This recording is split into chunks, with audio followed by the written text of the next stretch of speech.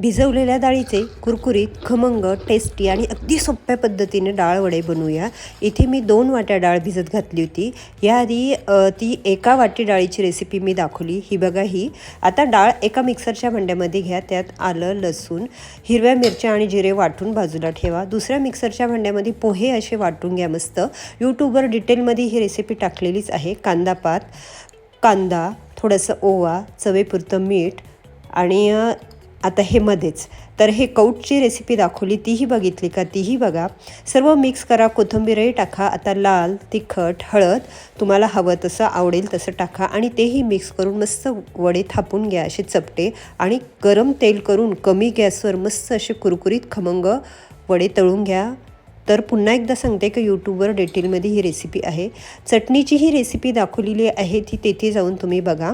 आणि चटणीमध्ये आठवणीने भाजलेले जिरे टाका, म्हणजे चटणी छान होईल।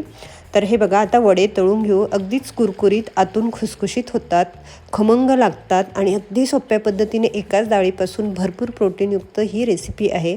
नक्की बनवा। आवडली तर आठवणीने चॅनल सबस्क्राईब करा। इंस्टाग्राम, फेसबुक पेज पण लाईक आणि फॉलो करा। तेव्हा बाय, मी पुन्हा येईल नवीन आणि अशा छान छान रेसिप्या घेऊन। तेव्हा चांगले चांगले खा, मस्त राहा, माझे व्हिडिओ बघत राहा।